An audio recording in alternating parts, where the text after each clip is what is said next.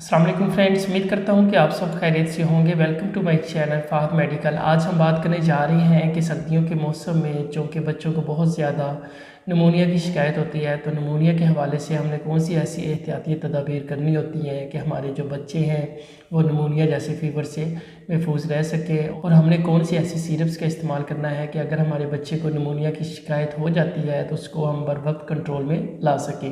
मज़ीद डिटेल में जाने से पहले जो इस चैनल पर न्यू हैं वो इस चैनल को ज़रूर सब्सक्राइब कर लें ताकि मेरी तमाम इन्फॉर्मेटिव वीडियोस आप तक बआसानी पहुंच सके और आपके नॉलेज में इजाफा हो सके। तो बात करते हैं कि जिस तरह सर्दियों के मौसम में आपने देखा होगा कि हॉस्पिटल्स में सबसे ज़्यादा जो पेशेंट्स होते हैं वो छोटे बच्चे होते हैं, क्योंकि छोटे बच्चों को सर्दी लगने की वजह से या फिर उनको चेस्ट में इन्फेक्शन होने की वजह से वो जो इन्फेक्शन होता है वो निमोनिया की शक्ल अख्तियार कर जाता है, जिसकी वजह से बच्चे के सांस में दुश्वारी स्टार्ट हो जाती है, जिसकी वजह से बच्चा जो होता है उसको फ़ीवर भी होता है और उसको बहुत ज़्यादा मसाइल से दुचार होना पड़ता है। और ये एक ऐसी मर्ज़ है जिसमें बच्चे की जान को भी ख़तरा होता है। सबसे पहले कुछ प्रिकॉशंस होती हैं जो पेरेंट्स ने एहतियाती तदाबीर के तौर पर लेना होता है उनको, कि अपने बच्चे को सर्दी के मौसम में बिल्कुल लपेट के रखना होता है, बच्चों को कवर करना होता है ताकि कोई भी किसी किस्म की कोई सर्दी की वजह से होने वाला जो इन्फेक्शन है वो उन पर अटैक ना कर सके। इसके अलावा वो मदर्स जो अपने बच्चों को फीड करवाती हैं उनको अपनी डाइट का ख़ास ख्याल रखना पड़ता है ताकि आपका जो बच्चा है वो बिल्कुल ठीक रह सके और इस सर्दी के मौसम में वो किसी भी किस्म के चेस्ट इन्फेक्शन में, फ्लू में या फिर निमोनिया जैसी मर्ज़ में मुब्तला ना हो सके।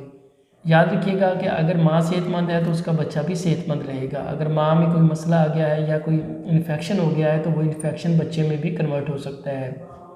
अब खुदा न खास्ता अगर आपके बच्चे को निमोनिया की शिकायत हो जाती है तो उसको हमने कवर अप कैसे करना है और कौन सी ऐसी सिरप्स हैं जिनका हम इस्तेमाल कर सकते हैं। सबसे पहले मैं बात करता हूँ सिरप क्लैरिसेट की। क्लैरिसेट सिरप जिसका फार्मूला क्लेथ्रोमाइसिन होता है, इस सिरप का भी बच्चों में इस्तेमाल करवाया जाता है क्योंकि ये एक एंटीबायोटिक सिरप है और इसका चेस्ट इन्फेक्शन पर इसके जो रिजल्ट्स हैं वो नहायत ही ज़बरदस्त है। दूसरे नंबर पर बात करता हूँ सिरप ब्रिटनल। सिरप ब्रिटनल जिसका फार्मूला टर्ब्यूटालिन सल्फेट होता है, ये सिरप जो है ये बच्चों में इस्तेमाल करवाया जाता है। इसके इस्तेमाल करवाने की जो मेन वजह होती है वो सिर्फ और सिर्फ उसके बच्चे की सीने की जो जकड़न होती है जिसकी वजह से उसको सांस में प्रॉब्लम आ रहा है। बाज़ औक़ात बच्चों में इस कदर इन्फेक्शन शिद्दत इख्तियार कर जाता है कि उनका जो ऑक्सीजन लेवल होता है वो कम होना स्टार्ट हो जाता है, जिसकी मेन वजह सिर्फ और सिर्फ ये होती है कि उनके जो लंग्स होते हैं वो अफेक्ट होना स्टार्ट हो जाते हैं।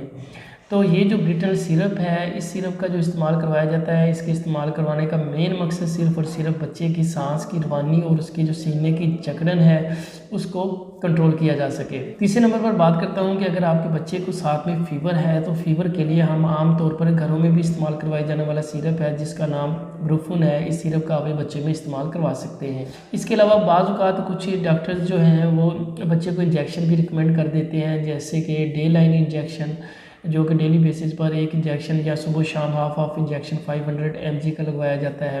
अब बात करते हैं कि इन सिरप्स की बच्चों को डोजेस कैसे देनी है ताकि आपके बच्चा जो है वो बर वक्त कवर हो सके और उसको निमोनिया जैसी शिकायत से जल्द अज जल्द बाहर लेकर आया जाए, क्योंकि ये एक नहायत ही ख़तरनाक मर्ज़ होती है। तो सबसे पहले बात करता हूँ सिरप क्लैरिसेट की। सिरप क्लैरिसेट अगर आपके बच्चे की उम्र 6 मंथ से अबव है तो आप उसमें आधा चम्मच सुबह शाम इस्तेमाल करवा सकते हैं। इसके साथ जो ब्रिटल सिरप है उसका आपने हाफ चम्मच 3 टाइम भी दे सकते हैं। ये डिपेंड करता है कि बच्चे की कंडीशन जो है वो किस हद तक सीवियर है।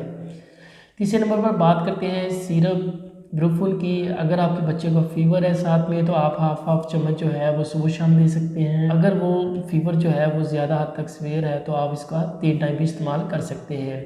लेकिन इस मेडिसिन का आपने इस्तेमाल खुद नहीं करना। ये मैं आपको अमूमन डोजेस बता रहा हूँ सिर्फ और सिर्फ इसलिए ताकि आपके नॉलेज में इजाफा हो सके। कोशिश करें कि जब भी इस तरह की अलामत आपके बच्चे में आना स्टार्ट हों फ़ौरन अपने मुस्तरिद डॉक्टर से रजू करें, क्योंकि इस कंडीशन में बच्चे का सांस का फूलना बड़ी शिद्दत से स्टार्ट हो सकता है जिसकी वजह से बच्चे को ऑक्सीजन की कमी हो जाती है। अब बात करते हैं कि जिन बच्चों की उम्र 1 साल से अबव है तो उनमें इनकी डोज़ कैसे देनी है। तो अगर आपका बच्चे की उम्र 1 साल से ऊपर है तो आप उसमें इसका पौना चम्मच इस्तेमाल करवा सकते हैं। ऐसे ही बच्चे की एज के हिसाब से ब्रिटल सिरप का भी पौना चम्मच आप 3 टाइम इस्तेमाल करवा सकते हैं और ऐसे ही ब्रूफन सिरप का 1 चम्मच आप 3 टाइम इस्तेमाल करवा सकते हैं।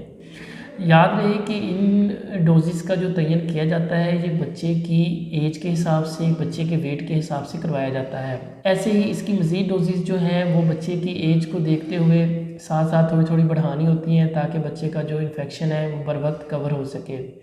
तो उम्मीद करता हूँ कि आज की छोटी सी वीडियो आपके लिए इन्फॉर्मेटिव होगी। मिलेंगे इंशाल्लाह अगली वीडियो में एक नए टॉपिक के साथ। तब तक के लिए इजाज़त चाहता हूँ। अल्लाह हाफिज़।